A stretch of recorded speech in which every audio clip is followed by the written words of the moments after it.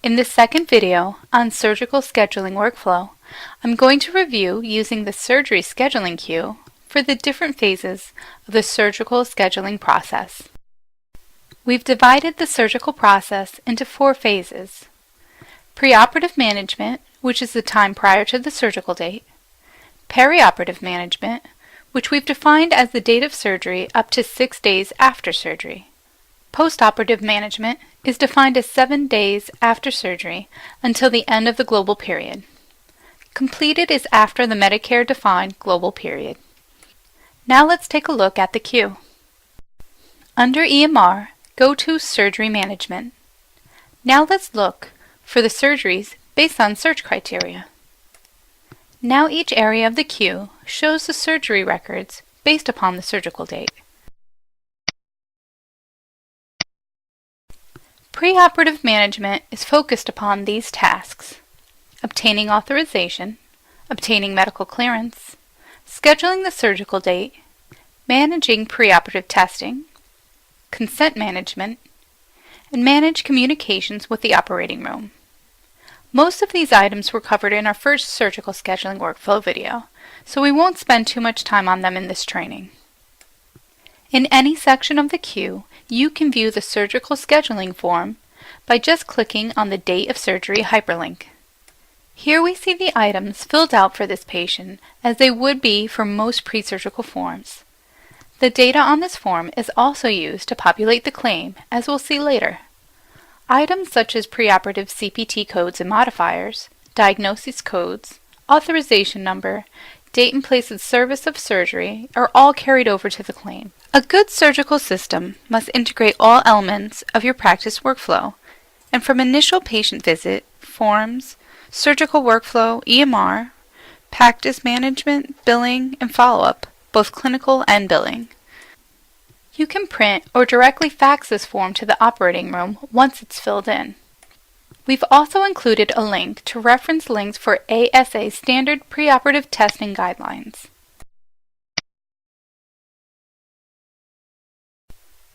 You can modify or move up the surgery date even after it's been scheduled. Right-click on the record and select Defer Surgery.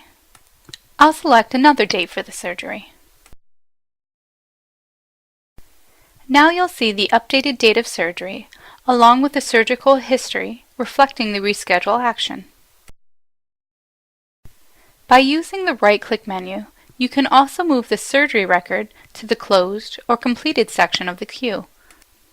Select the Close item. Now select the reason, in this case, surgery canceled.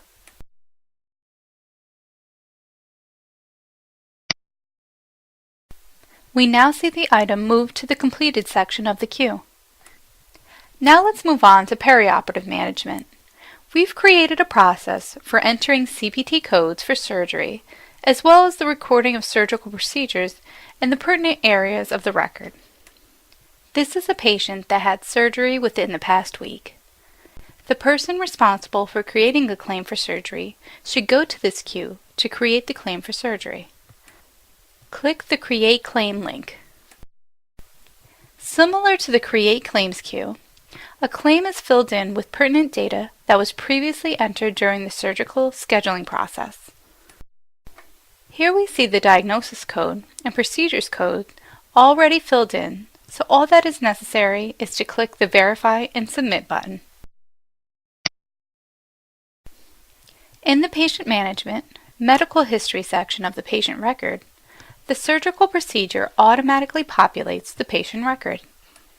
When a new note is created, the History and Habits section also display the procedure that was performed.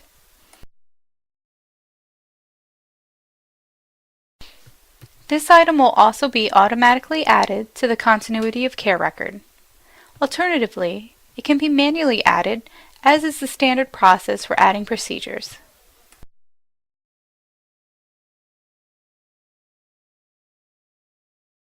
Here we see the parathyroidectomy procedure added. Let's look at creating a claim for patient Dave Test, who just had a right parodectomy.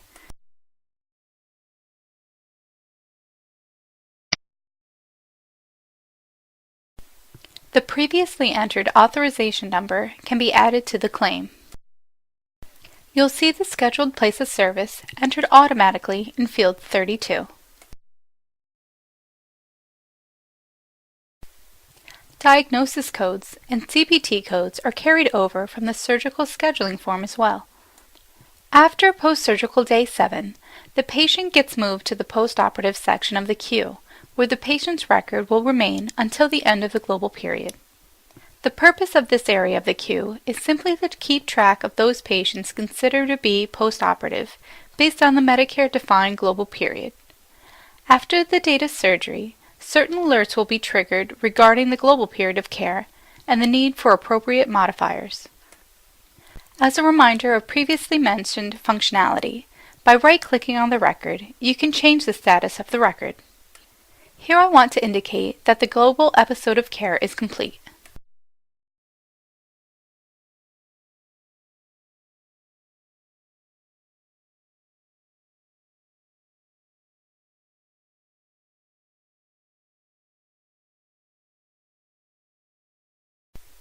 Now the record is moved to the completed section of the queue.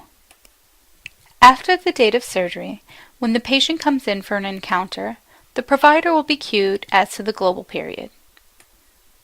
After clicking the Save button, we then see an alert.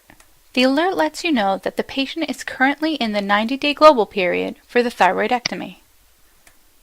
It also suggests adding the 24 modifier to the E&M code if the encounter was for a condition or service unrelated to surgery. On the Orders and Procedures page, the modifier can then be added by the provider if appropriate.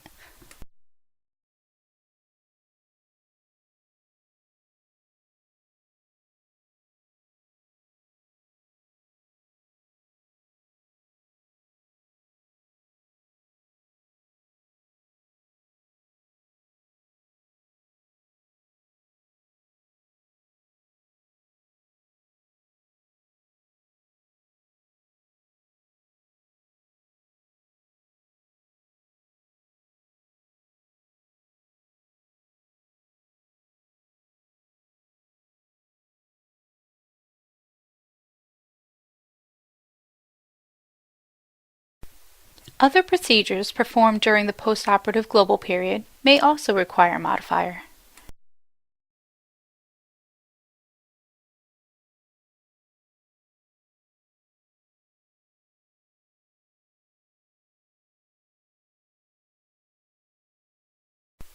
Now click the Save button to trigger the alert. This alert lets you know that a 79 modifier may be appropriate for procedures performed during the global period.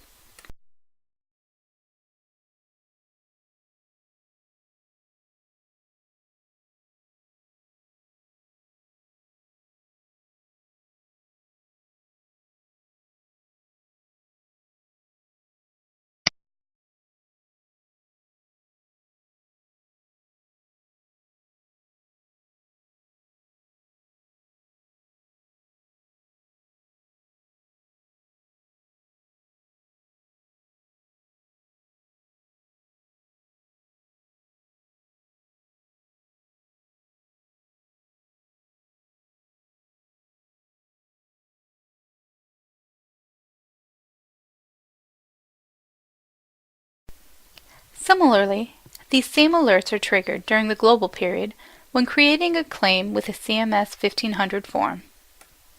Here a warning was generated that an E&M code was submitted during the global period without a modifier. Clicking on the modifier displays the detail of the warning.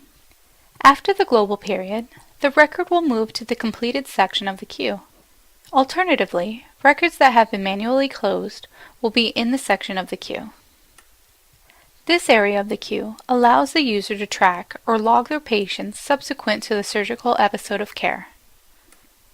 This completes the training for the surgical workflow queue. We hope this new tool provides you with a framework for managing your surgical patient care in a logical and orderly fashion.